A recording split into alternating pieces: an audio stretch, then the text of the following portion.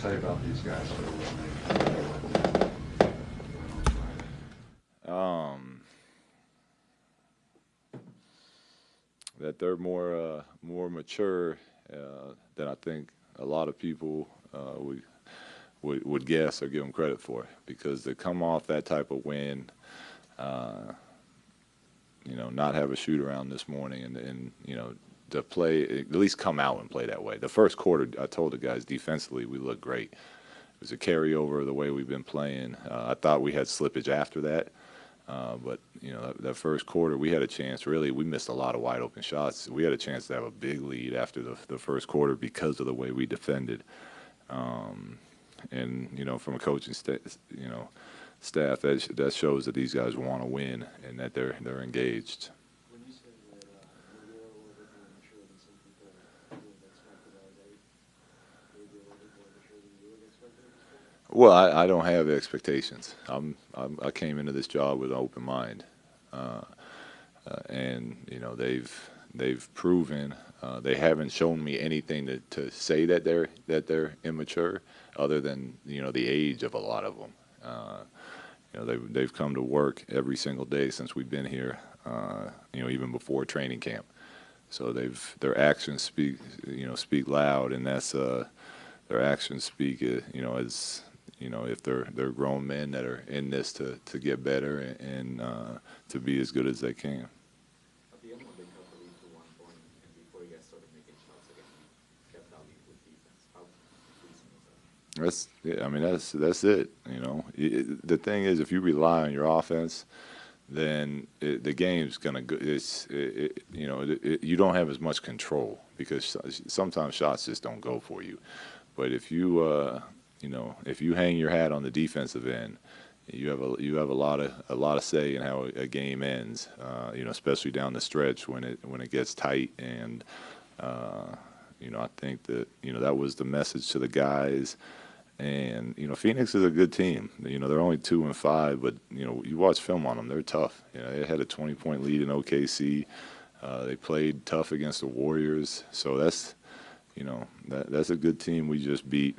Some good young players themselves.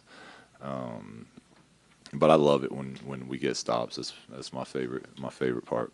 Speaking of defense, it seemed like Nick was kind of the one over the first couple of minutes of the game that set the tone. There was some rebounds. What you see from him and also offensively coaching. Nick was great again. I had to take Bi. Bi struggled a little bit. He kept getting lost on Devin Booker when Booker got hot. So I put Nick in for him to try to get someone to cool him off a little bit, at least. And JC got upset with me. Clarkson got upset with me that I didn't go to him for that assignment. And he came up and told me he wanted it. And JC got a chance late and did a very good job too. But Nick was great for us tonight. 8 of 14. 7 rebounds. That's huge, especially if we're playing small. Like, we need guards that can get in there and hit the bigs and get rebounds. And he was great. Is that exactly what you want from your players, though, is to have them come up to you and say, hey, I wanted that job? At 100%, absolutely, I do. And JC did it. Julius did it during a timeout. Even though we were on the same page, I was drawing up a play that was, going to get to what he was asking for, just with some movement first. But the fact that he spoke up and said what he wanted, I love it. I absolutely love it. That means to me that they're starting to take accountability and ownership for the team, as they should, because again, this is their team. The success we have is them winning, them playing together, them playing hard, them defending. So I want that type of interaction with them. Luka, Julius had that kick out to Clarkson. Like, he kind of set it up looking like he was going to attack after the text. Were you looking for anything specific, or just that make a play? No, I was standing at half court debating whether or not to call a timeout, because I thought he was going to attack. And listen, I tell Julius all the time, I want him in attack mode. But because of the situation and how it had played out, I didn't want him going one-on-one. That's not what we want to do.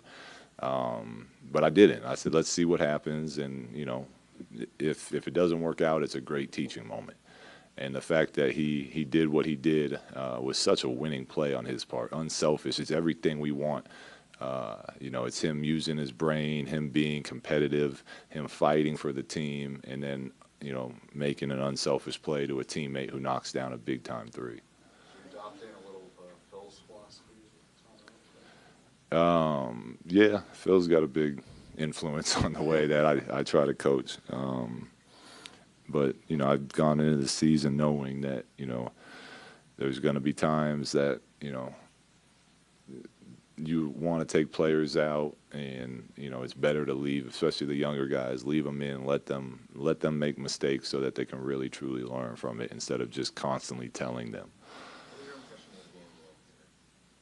He was good. His shot wasn't going for him. He obviously hit some big time shots and free throws down the stretch, but my favorite play that he made tonight was getting the charge on Booker. He switched out aggressively and read what was happening, and that's big time. He did a better job. He still had 6 assists and 5 rebounds tonight, which is good numbers for a point guard. So even though his shot wasn't falling, he was doing other things to help the team win. And that's we keep preaching that to him, because there's always nights your shot doesn't fall as a player, and you got to find ways to help your team win. I thought he showed growth in that tonight. Well, you might not have had expectations coming in, but the outside expectations were pretty low for this team. I wonder, do you guys use proving people wrong as any sort of motivation, or not? I don't. I don't know if the players do in their inner circle. To me, it's about us as a group, and it's about what we want to do and what we want to achieve and what we believe. So whether people say we're the best or the worst, I don't think that should really influence our approach. It's all about the inner belief that we have in each other as a team and in ourselves. And if that's strong, I don't think it matters one way or the other. How's Larry doing? He had a concussion, so he'll go through the protocol, and when he's cleared to play, we'll get him back out there.